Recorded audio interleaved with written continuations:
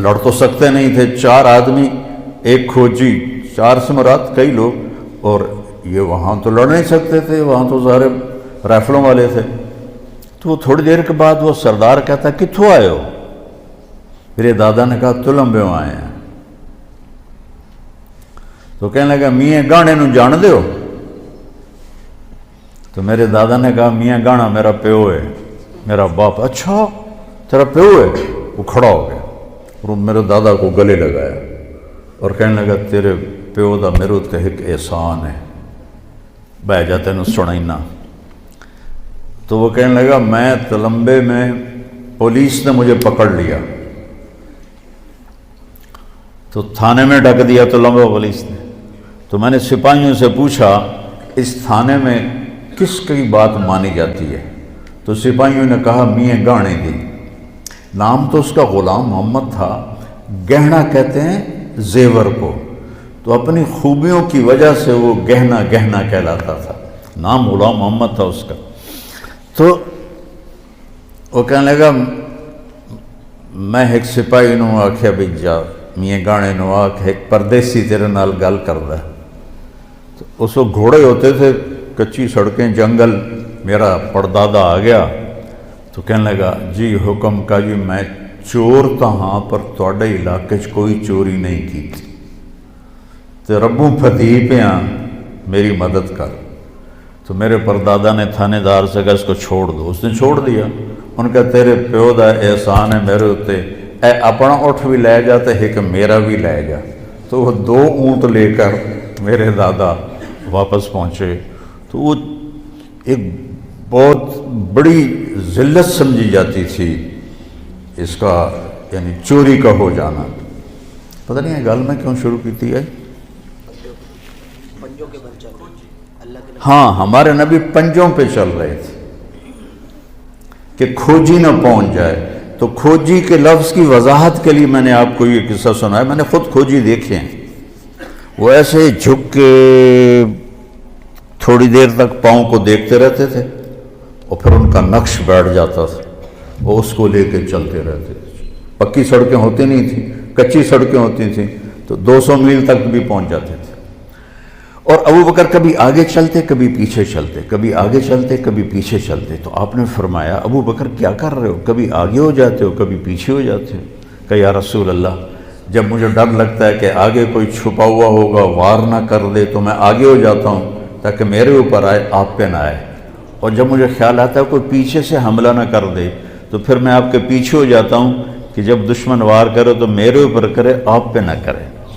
तो पंजों पे चलते चलते ये कुछ 4 मील का फासला था, पत्थरों पर कंकरों पर आपकी सारी उंगलियां ज़ख्मी हो गईं। तो जब पहाड़ पे चढ़ने का वक्त है तो ऐसा पहाड़ है जिन्होंने देखा हुआ है सीधा, तो आप पाँव की तकलीफ़ की, उंगलियों की तकलीफ़ की वजह से चढ़ ना पाए। तो अबू बकर रज़ी अल्लाह ने आपको अपनी कमर पे बिठाया और पूरा पहाड़ ऊपर चढ़ के गए और आपको बाहर बिठाया। कह नहीं या रसूल आपने अंदर नहीं जाना, अंधेरा था, 27 की रात थी, 27 सफ़र की रात थी। अंदर गए, टटोल टटोल के जितने सुराख थे ना पत्थरों से बंद किए, फिर सुराख बाकी थे अपनी पगड़ी को उतारा और फाड़ के सुराख बंद किए, फिर सुराख बाकी थे तो आपने कुर्ते को उतारा और फाड़ फाड़ के सुराख बंद किए। एक सुराख बाकी रह गया, ये वो था जिसमें सांप था। तो बाज़ उलमा ने ये बात कही है कि वो सांप जो डंग मार रहा था वो इसलिए नहीं मार रहा था कि भाई सांप होने की वजह से मैं डस रहा हूँ, वो डंग मार रहा था कि पैर पर आकर मैं भी नबी दी ज़ियारत कर ली। वो इसलिए डंग मार रहा था कि मैं नबी दी ज़ियारत करनी। तो जब थोड़ा सा उजाला हुआ तो आपने देखा अबू बकर नंगे बैठे हुए थे, ऊपर से कुर्ता भी कोई नहीं, पगड़ी भी कोई नहीं। तो आपने कहा अबू बकर ये क्या हुआ, किथे गया तेरा चोला तेरी पगड़ी? तो उन्हें ऐसे दिखाई या रसूल अल्लाह ये सारे थे सुराख, मुझे डर लगा कोई नुकसान, कोई बिच्छू, कोई सांप, कोई कीड़ा आपको तकलीफ़ ना पहुँचाए, तो इसलिए मैंने ये कवर कर दिए। तो मेरे नबी की आंखों में एकदम आंसू ऐसे छल के पानी की तरह, और आपने हाथ उठाए کہ یا اللہ میں ابو بکر سے راضی ہوں، تو بھی اس سے راضی ہو جا اور اسے جنت میں میرا ساتھی بنا دے۔ فوراً جبریل آئے اور انہوں نے آ کر کہا یا رسول اللہ، اللہ فرما رہے ہیں ہم ابو بکر سے راضی ہو گئے اور جنت میں آپ کا ساتھی بنا دیا۔ ویسے بھی آج 22-23 جمادی الثانی ہے، تو حضرت ابو بکر رضی اللہ تعالیٰ عنہ کی وفات 22 جمادی الثانی کو ہوئی ہے، تو اس کی نسبت میرے ذہن میں تو میں کوئی تیاری کر کے تو آتا نہیں ہوں، جو اللہ تعالیٰ جدھر مجھے لے جاتا ہے میں چل کے آپ کو بتا دیتا ہوں، لیکن تھوڑا سا میرا یہ فوکس تھا کہ میں وقت کے بارے میں آپ کو بتاؤں۔ تو وہ ہجرت سے کیسے شروع ہوا؟ تو آپ 27 کی رات، 28 کی رات، 29 کی رات رہے اور یکم کی صبح کو تہجد کے وقت آپ وہاں سے نکلے۔ تو آپ نے مکے کو دیکھا تو کہیں کہیں چراغ ٹمٹماتے تھے، تو آپ نے کہا یا مکہ تو ما اطیبک من بلد واحبک الی لولا ان قومی اخرجونی منک لما سکنت غیرک۔ اے مکہ تو مجھے کتنا محبوب ہے، اگر میری قوم مجھے نہ نکالتی تو میں تمہیں چھوڑ کے کبھی نہ جاتا۔ اور آپ نے وہاں سے سفر شروع کیا اور 8 ربیع الاول کو آپ قباء میں پہنچ گئے، قباء میں، اور 22 ربیع الاول کو پھر آپ مدینہ میں داخل ہوئے اور جمعہ کا دن تھا، اور آپ نے مدینہ سے پہلے مسجد تھی جس کو آج کل مسجد جمعہ کہتے ہیں، تو جہاں بنو سالم آباد تھے وہاں آپ نے جمعہ کی نماز پڑھائی اور خطبہ دیا، اور اس میں عبداللہ بن سلام بہت بڑے یہودی عالم تھے بنو قینقاع کے، وہ آئے سننے، تو آپ نے اس میں ایک جملہ فرمایا جو انہوں نے سن کر کہا کہ یہ نبی کے سوا ایسا خوبصورت کلام کوئی نہیں بول سکتا کہ افشوا السلام وَأَطْعِمُوا الطَّعَامَ وَصِلُوا الْأَرْحَامَ وَصَلُّوا بِاللَّيْلِ وَالنَّاسُ نِيَامٌ تَدْخُلُوا الْجَنَّةَ بِالسَّلَامِ۔ الفاظ کی موسیقی دیکھیے آپ، سلام پھیلاؤ، کھانے کھلاؤ، رشتہ داروں سے اچھا سلوک کرو، اور رات کو اس وقت اٹھ کے نماز پڑھو جب لوگ سو رہے ہوں، تو آرام سے جنت میں داخل ہو جاؤ۔ تو کہنے لگے یہ سچا نبی ہی ایسا بول سکتا ہے اور کوئی نہیں بول سکتا۔ تو یہ تھوڑا سا ہجرت کا خاکہ میں نے آپ کو بتایا، تو پھر وہاں سے آگے اسلام کا عروج شروع ہوا، تو ہجرت پر طے ہو گیا کہ ہم ہجرت سے اپنا کیلنڈر شروع کریں گے۔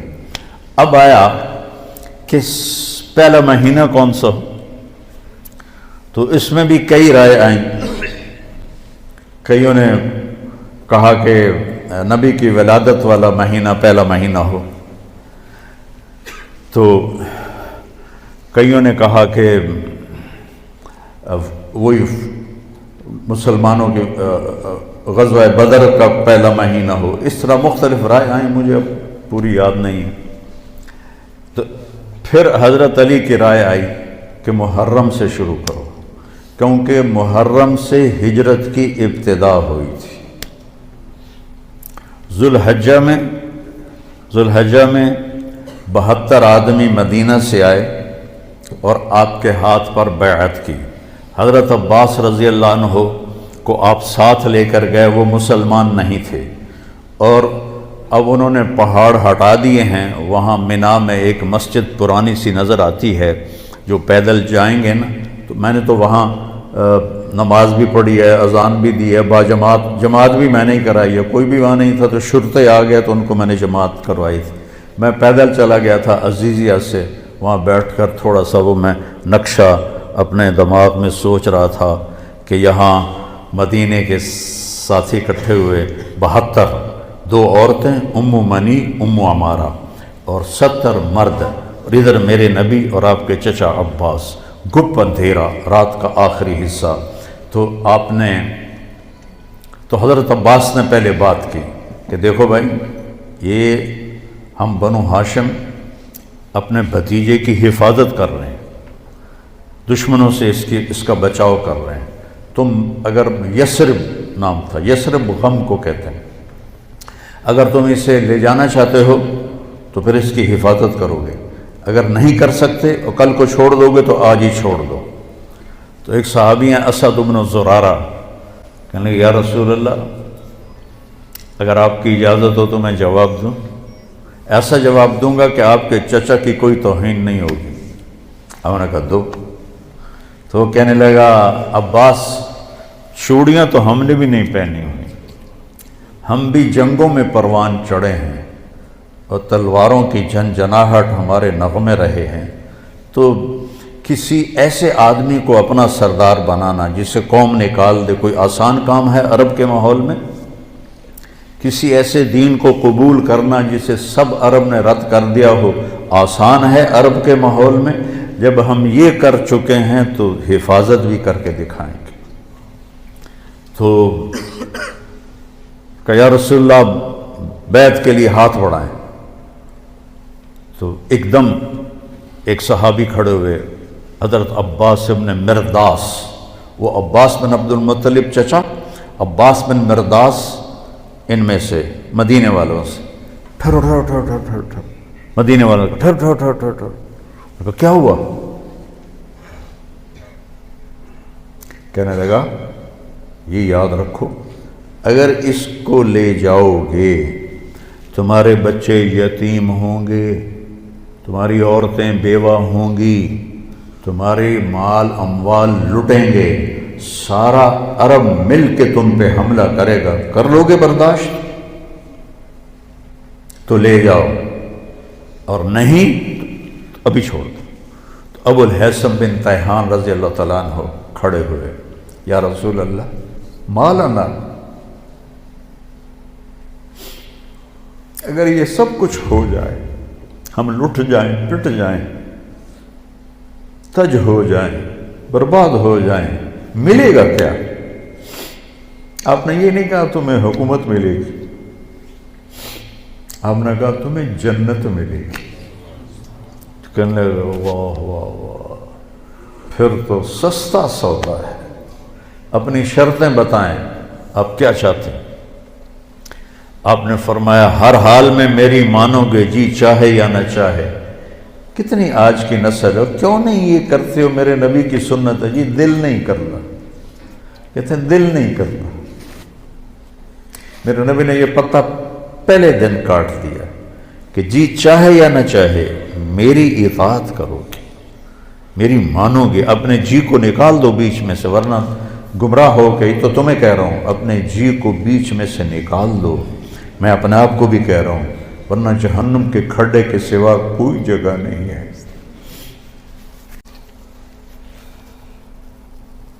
اپنے نبی کی زندگی پڑھو تو تمہیں پتہ چلے کہ کیا احسان کر گئے اپنی امت پر، وہ کتنا رو کے گئے اپنی امت کے لیے۔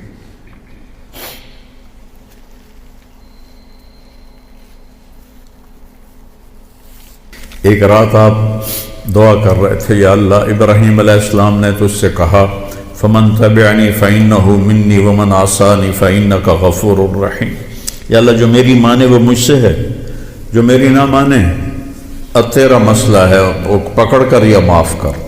اور یا اللہ عیسیٰ علیہ السلام نے کہا تھا ان تعذبہم فإنہم عبادک وإن تغفر لہم فإنک انت العزیز الحکیم، یا اللہ تو معاف کر، تیری مرضی، پکڑ کر تیری مرضی، چوائس دے دی۔ اور کہا یا اللہ میں صرف ایک ہی بات کرتا ہوں، امتی امت، میں یہ نہیں کہتا ہوں کہ پکڑ یا چھوڑ، میں کہتا ہوں معاف کر معاف کر معاف کر۔ اور آپ کی دھاڑیں نکل گئیں۔ تو جبریل آئے، اللہ نے بھیجا، میرے حبیب آپ کیوں رو رہے ہیں؟ اللہ کو تو پتا تھا کیوں رو رہے ہیں، آپ تک بات پہنچانی تھی کہ جبریل مجھے میری امت کا غم رلا رہا ہے، ہم پیدا بھی نہیں ہوئے تھے اور وہ ہمارے لیے رو رہے تھے۔ تو کوئی گنجائش ہے کہ امن کے طریقے کو چھوڑ کر کسی اور طرف جائیں؟ نیا سال آ گیا ہے، سال تو ہوئی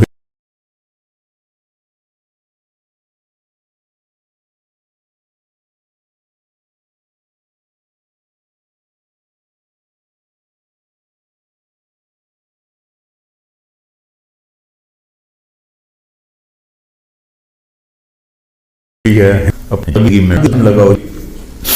تو اللہ نے آ کے جبریل نے کہا یا رسول اللہ، اللہ فرما رہے ہیں ہم آپ کو آپ کی امت کے بارے میں خوش کر دے۔ فرمایا تطیعوننی فی المنشط والمکرہ، جی چاہے یا نہ چاہے میری مان کے چلو گے۔ تنفقون علی فی العسر والیسر، تنگی اور فراخی میں میرے اوپر مال خرچ کرو گے، میری حفاظت کرو گے جیسے اپنے بچوں کی کرتے ہو، بھلائی کو پھیلاؤ گے، برائی کو مٹاؤ گے، اللہ کے راستے میں جہاد کرو گے، لوگوں کی لان تان سن کر اللہ کی اطاعت سے نہیں ہٹو گے۔ لوگوں کی لان تان، لوگ تانے دیں گے، کیا کیا کہیں گے۔ میں جب آج سے 52 سال پہلے جب میں اللہ نے مجھے میڈیکل سے موڑا اور میں نے مدرسے میں جانے کا کہا تو پورا خاندان 6 مہینے صرف میں ٹارگٹ ہوتا تھا، گالیاں، تانے، رائمنڈ والوں کو گالیاں، مولویوں کو گالیاں، مجھے گالیاں، میں تو ان کی اولاد تھا، پھر مجھے بھی گالیاں، کہ پرواہ نہیں کرو گے، ڈٹ کے چلو گے، جم کے چلو گے۔ تو انہوں نے کہا جی اور کچھ؟ کہ بس اور کچھ نہیں، کہ ہاتھ بڑھائیں۔ تو آپ نے ہاتھ بڑھایا تو 2 صحابہ نے پہل کے لیے دوڑ لگائی، ایک برا بن معرور، ایک ابو الحسن بن تیہان۔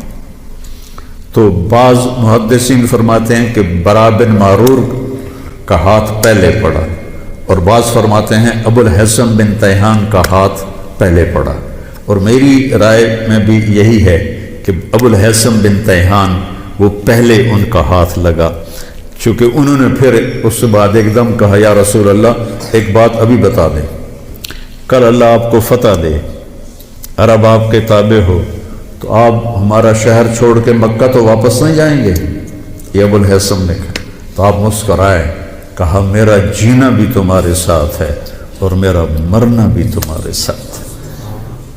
جب مکہ فتح ہوا تو آپ صفا پہاڑی پہ کھڑے ہو کر نا آپ نے لمبی دعا کی، تو انصار مدینہ آپس میں نا سرگوشیاں کرنے لگے، اخذتہ الرأفۃ ببلدہ، لگتا ہے اللہ کے نبی کو اپنے شہر کی محبت نے پکڑ لیا ہے اور شاید اب یہ مدینہ نہیں واپس جائیں گے۔ تو جبریل آئے، یا رسول اللہ انصار بدگمان ہو رہے ہیں، عشق بدگمان کر دیتا ہے، عشق کی زیادتی بدگمان کر دیتی ہے، چاہے وہ نبی کے ساتھ ہی کیوں نہ ہو۔ تو انصار بدگمان ہو گئے، تو آپ ایسے ہاتھ اٹھائے ہوئے تھے، تو آپ نے ایک دم ایسے کہا یا معاشر الانصار ما اسمی اذن۔ پڑھا کرو یہ کہانیاں، تم پتہ نہیں کیا دیکھتے رہتے ہو، کیا سنتے رہتے ہو، کیا کرتے رہتے ہو، زندگی جیسی دولت کو ضائع کرتے ہو، زندگی جیسی دولت، ایک ایک پائی پہ لڑتے ہو اور زندگی جیسا سرمایہ برباد کرتے ہو۔ اے انصار کی جماعت، جانتے ہو میں کون ہوں؟ انا محمد بن عبداللہ، انا رسول اللہ، میں محمد میں اللہ کا رسول، میں تمہیں بول دے چکا ہوں میرا مرنا بھی تمہارے ساتھ ہے، میرا جینا بھی تمہارے ساتھ۔ تو سارے انصار رونے لگے گا، یا رسول اللہ محبت کی شدت کی وجہ سے بدگمانی پیدا ہوئی ہے، کوئی ایمان کی کمزوری کی وجہ سے نہیں۔ تو آپ نے فرمایا اللہ اس کا رسول تمہارا عذر قبول کرتے، سبحان اللہ، اللہ اس کا رسول تمہارا عذر قبول کرتے۔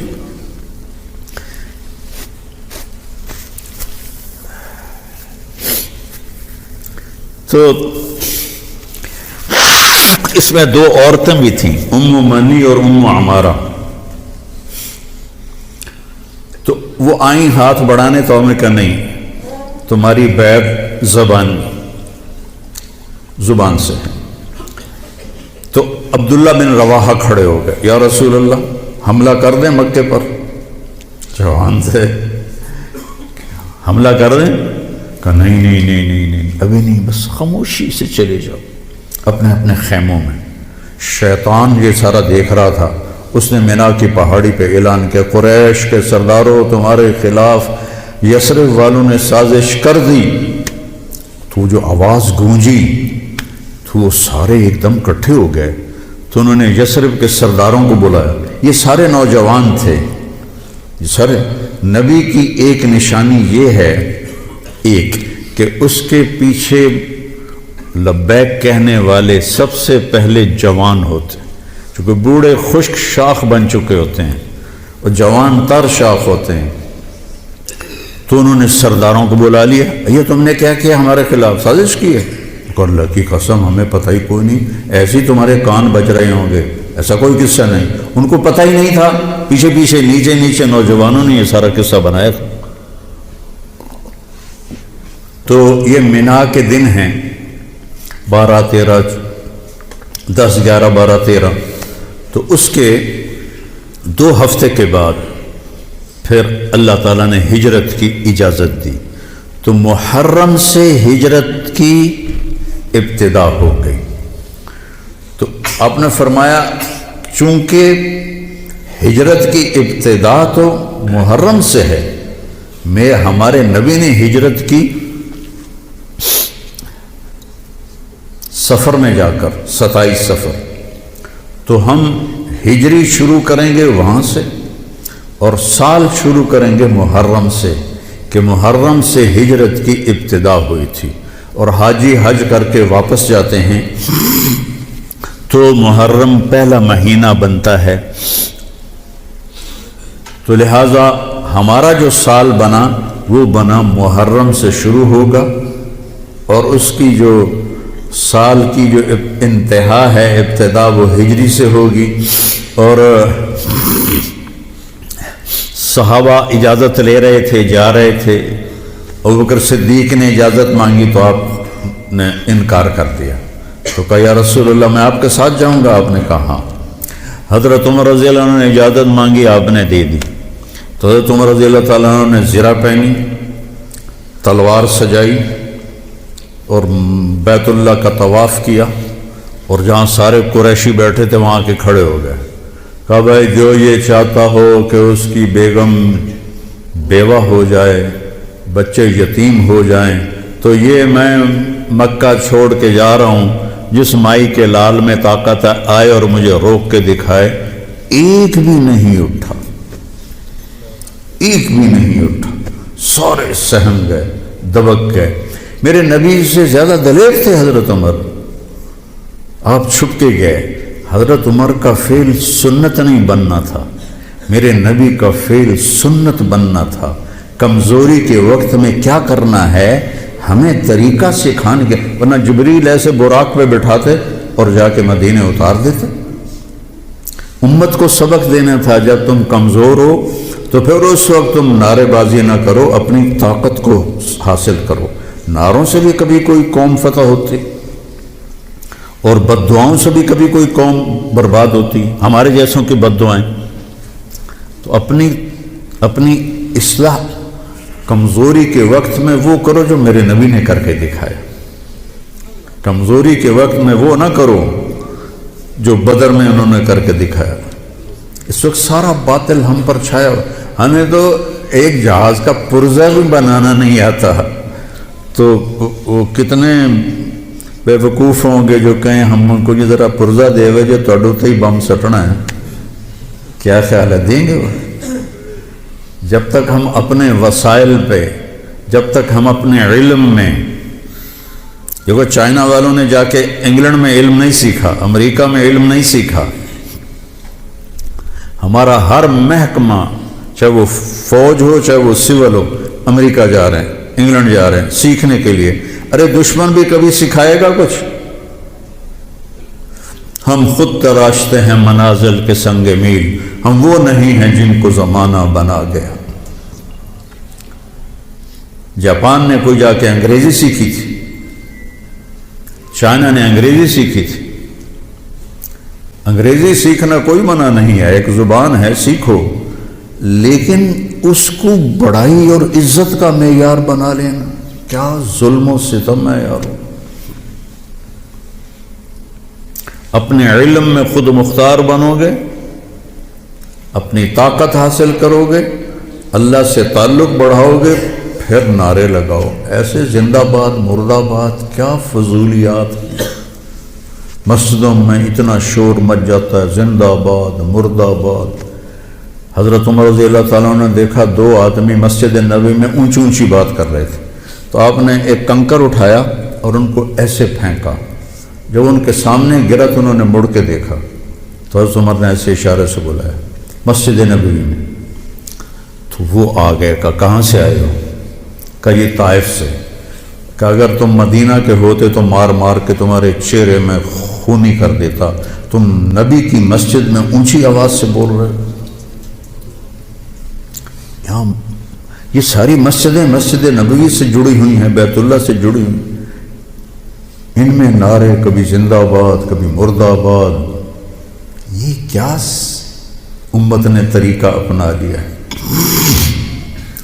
سلطان عبد المجید نے جب مسجد نبوی بنائی، جو سیکنڈ لاسٹ تھا ترکی بادشاہ، تو اس نے ساری دنیا سے کاریگر بلائے. ان کو استنبول میں ایک بستی میں ٹھہرایا اور کہا اپنے ہر ہنر والا اپنے بچے کو حافظ بنائے اور اپنا ہنر سکھائے. تو سب نے ایک ایک بچہ حافظ بنایا، اپنا تعمیراتی ہنر سکھایا. تو 3000 حفاظ اور کاریگر تیار ہوئے. ان کو سلطان عبد المجید نے مدینہ بھیجا اور انہوں نے مسجد نبوی کی تعمیر شروع کی.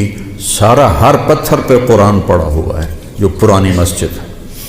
اور جب کوئی پتھر رکھتے تھے اور وہ تھوڑا بڑا ہوتا تھا، اس کے مطابق نہیں ہوتا تھا، تو وہاں نشان لگاتے. وہاں بھی تراش سکتے تھے تیشے کے ساتھ، نشان لگاتے.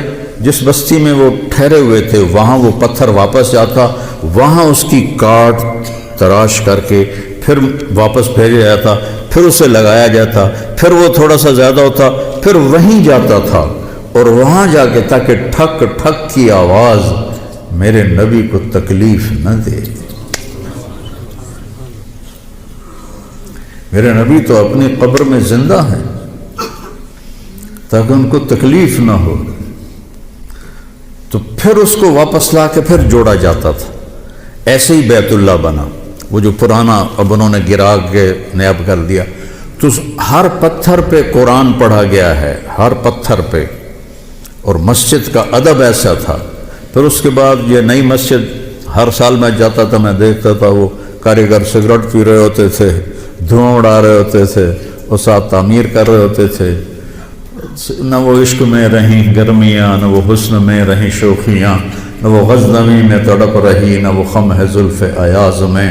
وہ زمانہ ہی بدل گیا. وہ مسلمان آئے عشاق گئے وعدہ فردہ لے کر، اب انہیں ڈھونڈ چراغ رخ زیبا لے کر.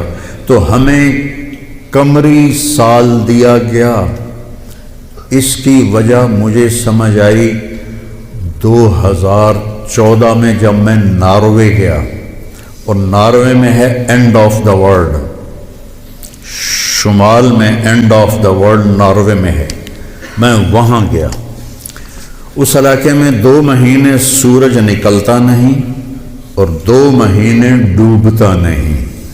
تو کیلنڈر جو شمسی ہے وہ فیل ہو جاتا ہے. رات ہے لیکن سورج نکلا ہوا پتہ نہیں دن ہے یا رات. دن ہے سورج نکلا ہوا پتہ نہیں دن ہے یا رات ہے. تو کئی علاقے ہیں ایسے اوپر شمال میں جہاں سورج کا کیلنڈر فیل ہو جاتا ہے. تو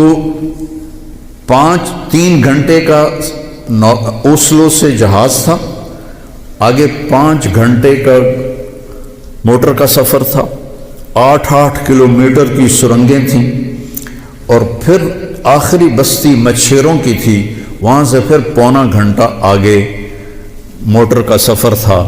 تو جب ہم وہاں پہنچے تو وہ جون جولائی سورج ڈوبتا نہیں، 1 اگست کو ڈوبنا شروع کرتا ہے، اور ہم 4 اگست کو پہنچے. اور شروع میں بس یکم طریق کو ایسے ڈوبتا ہے، ایسے نکل آتا ہے، پھر 2 کو تھوڑا سا وقفہ کرتا ہے، 3 کو تھوڑا سا وقفہ کرتا ہے۔ 4 اگست کو 20 منٹ کی رات تھی، چونکہ میں 4 اگست کو گیا ہوں، مجھے یاد ہے 4 اگست کو 20 منٹ کی رات تھی، اور ہم وہاں پہنچے تو ابھی ہم نے مغرب بھی پڑھنی تھی، عشاء بھی پڑھنی تھی، اور سورج نکلنے سے پہلے فجر بھی پڑھنی تھی۔ تو یہ ایک انوکھا واقعہ میرے ساتھ آیا ہے جو شاید ہی کسی اور کے ساتھ پیش آیا ہو، یا میرے ساتھ جو ساتھی تھے وہاں میں بھاگا، اور ریلنگ تھی اس کے ساتھ کھڑے ہو کر میں نے اذان دی۔ مجھے اللہ کی مخلوق کو 2 دفعہ دیکھ کے ہیبت طاری ہوئی۔ ایک ماؤنٹ ایورسٹ کو دیکھا کہ وہ پوری طرح ننگا تھا، چوٹی خالی تھی، دیکھ کر میں بالکل گم ہو گیا، جس کے کیل اتنے بڑے ہوں وہ اللہ کتنا بڑا ہوگا۔ اور ایک وہ جب میں اینڈ آف دی ورلڈ پر پہنچا تو اس کا وہ منظر دیکھ کے میں گم ہو گیا۔ میں نے اذان دی، ٹھنڈی ہوا چل رہی تھی، تو میں نے قبلہ دیکھنا چاہا تو چاند سامنے چمک رہا تھا، سورج فیل ہو گیا تھا، چاند چمک رہا تھا۔ تو آج سمجھ میں آیا کہ اللہ نے ہمیں چاند کا کیلنڈر کیوں دیا ہے، کہ میرا نبی سارے زمانے کا نبی ہے۔ جہاں سورج نہیں نکلتا اور جہاں سورج کئی مہینے نہیں ڈوبتا، اگر وہاں کوئی مسلمان ہیں تو دن رات کا حساب کیسے لگائیں گے؟ چاند کو دیکھ کر۔ میں نے چاند دیکھا، واہ واہ، ابھی رات کھڑی ہے، تو وہ قبلہ فٹ کیا، مغرب کی نماز پڑھی۔ مغرب عشاء اکٹھے پڑھنا تو مسافر کے لیے جائز ہے باقی ائمہ کے نزدیک۔ تو پہلے مغرب پڑھی، پھر عشاء پڑھی، پھر ساتھ ہی میں نے فجر کی اذان دی۔ ہاں عشاء پڑھی، ایک وطر پڑھنا بھی سنت ہے، تو میں نے کہا بھائی آج ہکو وطر پڑھو کدیں فرض نہ نکل جاوے، تو ایک وطر پڑھا۔ پھر میں نے فجر کی اذان دی، ٹک ٹک ٹک ٹک 2 سنتیں پڑھیں، پھر والعصر انا اعطینا سے میں نے فرض نماز پڑھائی، اور بیٹھے ہی تھے کہ سورج آکھے السلام علیکم۔ تو وہاں جا کے مجھے یہ بات سمجھ میں آئی کہ اللہ نے ہمیں چاند کا کیلنڈر کیوں دیا ہے۔ یہ کہیں بھی ناکام نہیں ہوتا، کہیں فلاپ نہیں ہوتا۔ سورج کا کیلنڈر کتنی جگہ ہیں دنیا میں جہاں فلاپ ہو جاتا ہے، ناکام ہو جاتا ہے۔ تو یہ ہمارے نبی کی عالمی نبوت کی ایک دلیل چاند کا نظام شمسی بھی ہے۔ تو بھائیو، میں بہت ساری باتیں وقت کے متعلق بتا گیا، کہنا تو یہ تھا کہ ہندسہ بدلا ہے تو اپنے آپ کو بھی بدلیں، توبہ کریں اپنے رب کی بارگاہ میں، اور گناہوں سے توبہ کریں۔ پتہ نہیں کب عاصم کی طرح کس کو موت اٹھا کے لے جائے، تو نہ جانے بلا لے پیا کس گھڑی، تو کیا کیا کرے گی کھڑی دن کے دن، نہ جانے بلا لے پیا کس گھڑی، پتہ نہیں کب موت کا ڈنکا بج جائے۔ تو بھائیو، اس سے پہلے توبہ کرو، اپنے رب کی بارگاہ میں جھکو، فرائض ادا کرو، 5 نمازیں پوری پڑھو، جھوٹ نہ بولو، سچ بولو، دھوکہ نہ دو، دیانتداری سے چلو، بدکاری نہ کرو، نکاح کرو، یہ نشے نہ کرو، حلال پیو، حلال کھاؤ، حرام نہ کماؤ، حلال کماؤ۔ ماں باپ زندہ ہیں تو ان کے آگے اف بھی نہ کرو، بیوی بچوں سے حسن سلوک رکھو، روب جمانا نہیں۔ ماں باپ سے کہتا ہوں اولاد کی عزت کرو، اولاد کو عزت دو، انہیں ڈانٹ ڈپٹ سے نہ چلاؤ، پیار سے چلاؤ۔ اولاد سے کہتا ہوں ماں باپ کے آگے اف بھی نہ کرو، کہ وہ تمہاری جنت ہیں، وہ تمہاری جنت کے دروازے ہیں، اور اپنی کمائیوں میں حلال رکھو۔ ایک دوسرے سے لڑے ہوئے ہو تو صلح کر لو، کہ اللہ پاک کو آپس کا لڑنا بالکل پسند نہیں ہے۔ اور اب یہ سیاست کا بازار گرم ہو رہا ہے، یہ نہیں منافقت ہے، منافقت کے سوا کچھ نہیں ہے، اس سے دور ہی رہو تو اچھا ہے۔ اور اگر کہیں کوئی سیاست کا کسی کو شوق ہے تو پھر اپنے مخالف کی بدخوئی نہ کرے، اس کی برائی نہ کرے، اس کو گالیاں نہ دے، اس کو برا بھلا نہ کہے، ورنہ اپنی آخرت خراب کرو گے۔ یہ M P M L A ٹکے ٹکے بک رہے ہیں تو ان کی کیا حیثیت؟ آج کل کے وزیروں کو کون پوچھا؟ وزیر اعظم کو کوئی نہیں پوچھتا تو وزیروں کو کس نے پوچھنا؟ جب میں لاہور پڑھتا تھا تو مغربی پاکستان ہوتا تھا ایک صوبہ، اور اس کا گورنر تھا امیر محمد خان اکیلا، اور پورے مغربی پاکستان کے 11 وزیر تھے.